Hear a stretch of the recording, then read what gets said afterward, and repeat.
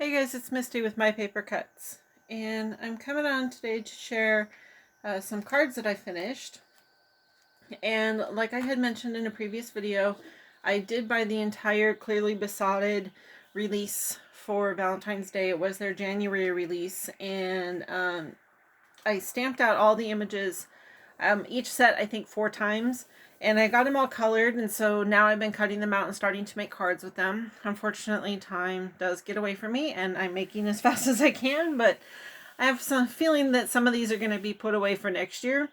I may just finish them out just because for Valentine's Day themed cards, I tend to not use Valentine's Day sentiments and just use love sentiments just so I can get double the use out of them. I feel like once you put that Valentine's Day stamp or sentiment on there, then you're kind of locking it in for just one use, and then it only comes around once a year.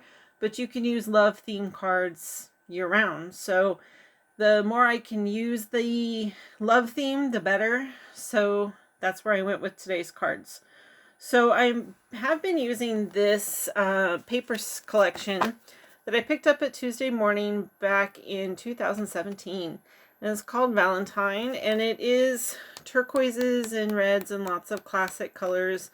Bright, bold, kind of just clean. Little bit of that citrus green. I don't know, it's a fun little collection. So for these cards, I used this little tiny polka dot here, this text, and this text that just says love. So they both have the same layout. It's just I use different papers because there's only 2 sheets of each one. So this is the stamp set that I used, again, from Clearly Besotted. This is their gnome themed one. And these gnomes are really small. They all run between 1 inch to 1.5 inches, like this little guy you can see here on my grid. They're not very big.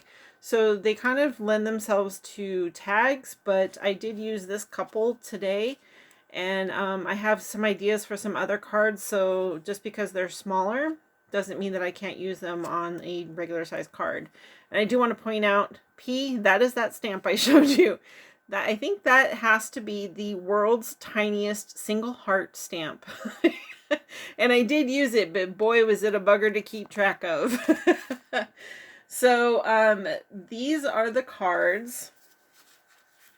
So let me move this out of the way. So like I said, there's 2 from each of the pattern papers, and it is the same layout, but on this card you can see that I slid the center strip over, and that was because when I mounted the strip on there, you couldn't read that this said I love you. You could only see part of the word love and maybe the I or the YO. You couldn't really see that it said I love you, so I slid it over enough that the I love you would show going all the way down on one side. And then this one, it's just the same word over and over, so it worked fine to have it centered. So the cards themselves are both mounted on, the base layer is cut out with the wonky stitched rectangle stacks die that is from MFT. And that gives you an up close look at it. So even though it's subtle, it does add some interesting texture. So that is, the base layers are cut out in that. And then the next layer is this 2.5 inch strip of the red and white polka dot paper. And because I just used the 2 sheets so that I could get all 4 cards with the same layer.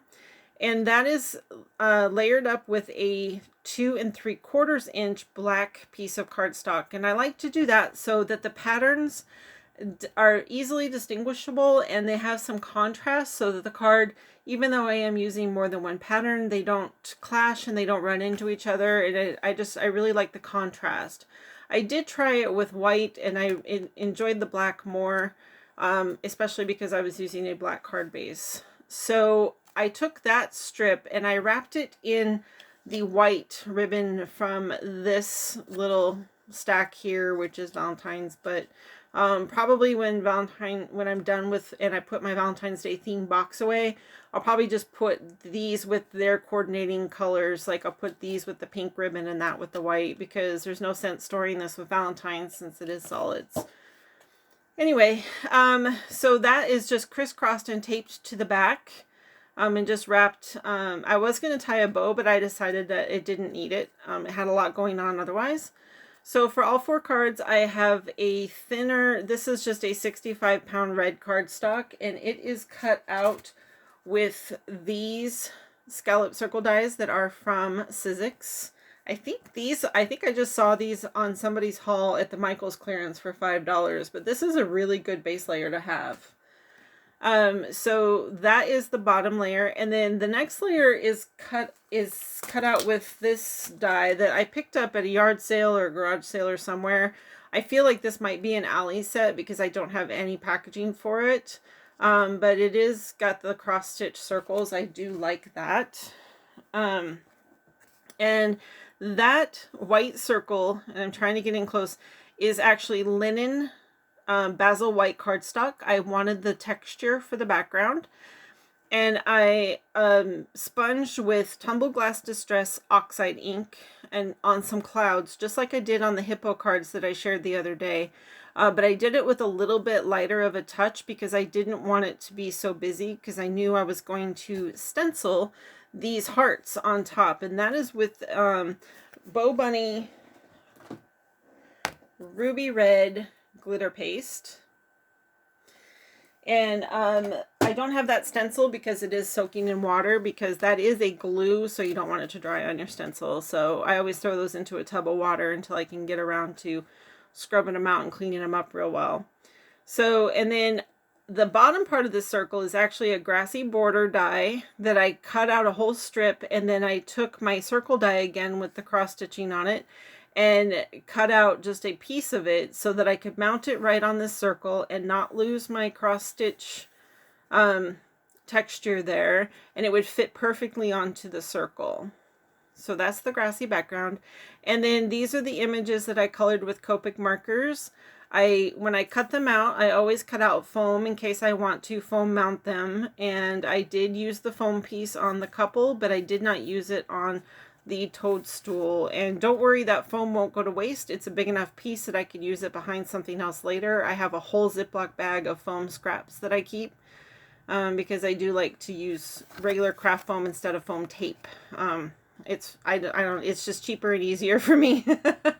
So, and then the sentiment is white heat embossed on black, and it is on the smallest rectangle from the Lawn Fawn stitched rectangle dies. And that again is also mounted on foam. And I just cut out the foam with the same dies so that it will fit perfectly behind there.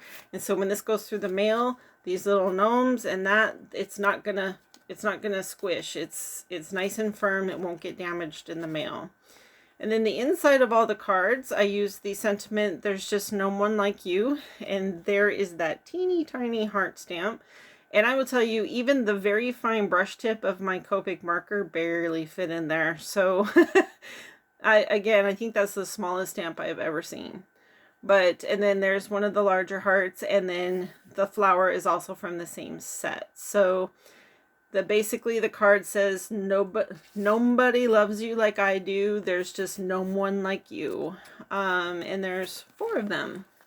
So I hope you guys enjoyed, and I will be back soon with another video of some more of the gnomes, as well as I think I have some like little laboratory critters, and I have some grumpy cats that are also Valentine's Day themed. So I will be back to share many Valentine's Day cards this week. Have a great evening, you guys. Enjoy the Super Bowl. Bye-bye.